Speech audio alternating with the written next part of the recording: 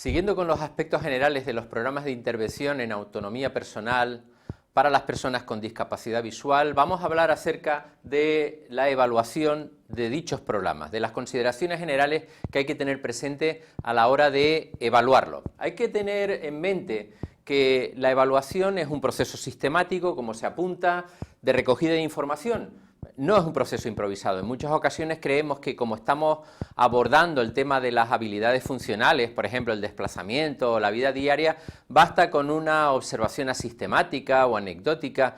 Eso no es así. Un proceso de evaluación tiene que ser exhaustivo, tiene que ser sistemático, tiene que ser programado y evidentemente va a comportar un juicio de valor, o sea, va a conllevar una toma de decisión a partir de los datos que podamos recoger.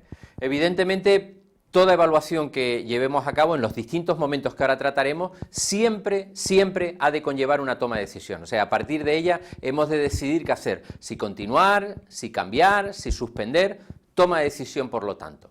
Bueno, hay que decir que el objeto de evaluación de los programas dirigidos a la autonomía personal de las personas con discapacidad es muy diverso. Podemos abordar tanto al propio rehabilitando, o sea, al sujeto de intervención, a la familia, a su entorno social, a su contexto, a múltiples variables que hay que tener presentes porque de lo contrario podemos no conseguir el objetivo o los objetivos que tenemos en mente de cara a mejorar la calidad de vida de dicha persona.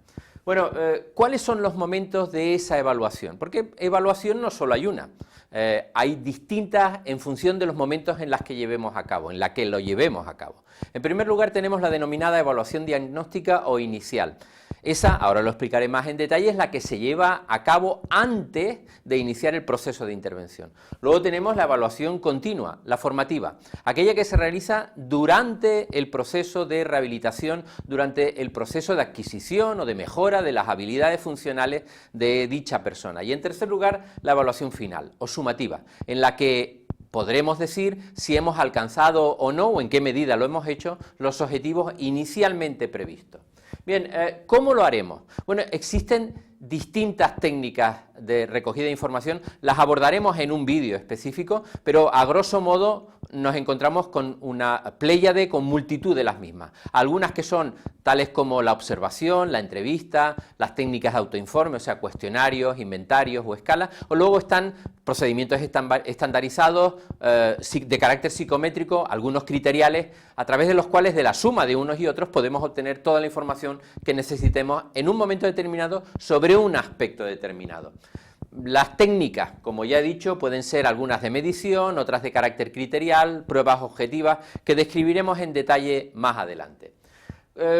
Entremos en el análisis de cada uno de esos momentos que antes había significado. La evaluación inicial o diagnóstica. Bueno, decir que en este caso lo que pretendemos con la misma es conocer la realidad en la que se desenvolverá, operará, actuará un programa que nosotros diseñemos. Bueno, eso supone que por un lado tendremos que evaluar fundamentalmente el destinatario del programa, cuáles son sus potencialidades, cuáles son sus limitaciones, cuáles son sus necesidades de carácter formativo y también cuáles son sus posibilidades dentro del programa, disponibilidad, capacidad física, etcétera, etcétera.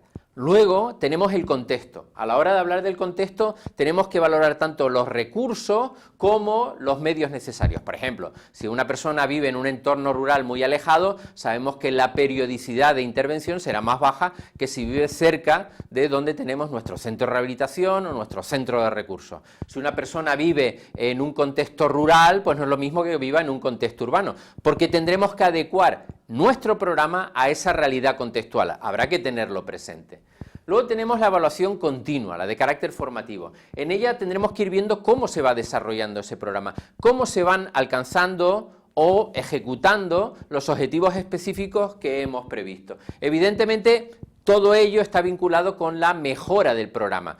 Pretendemos alcanzar dichos objetivos, o sea que si tenemos que cambiar en un momento determinado la metodología en cuanto a la duración, en cuanto a la frecuencia, en cuanto al tipo de actividades o incluso la manera de presentar esas actividades al usuario, al demandante del servicio, lo podremos llevar a cabo a través de esa evaluación formativa que nunca debe ser intuitiva, sino siempre partiendo de qué es lo que queremos alcanzar.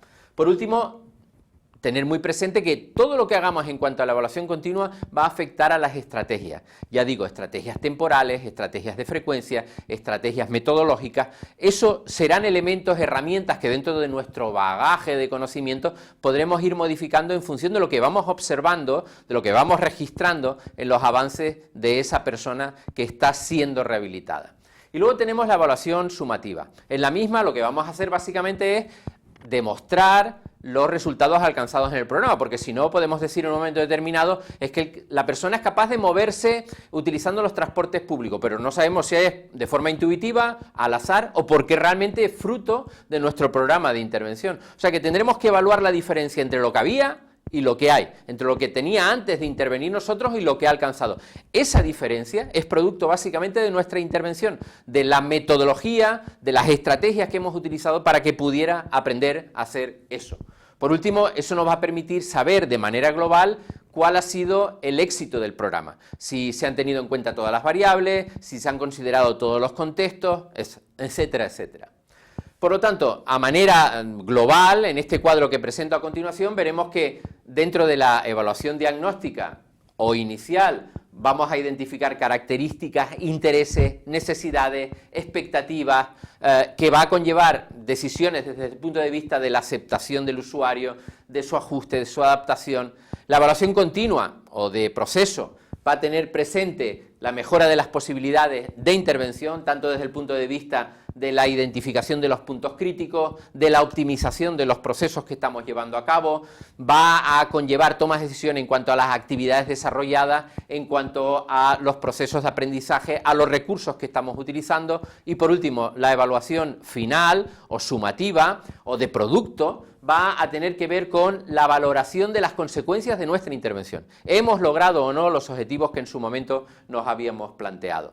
Bien, este es el enfoque que tenemos que seguir a la hora de evaluar un programa de mejora de la autonomía personal de una persona con discapacidad. Por un lado, la evaluación previa, por otro lado, la evaluación a lo largo del proceso y por otro lado, la evaluación al final. No caigamos simplemente en el reduccionismo de la intuición, porque eso ni es objetivo, ni es fiable y por lo tanto, todo dato que podamos obtener a partir de él será meramente intuitivo. Gracias.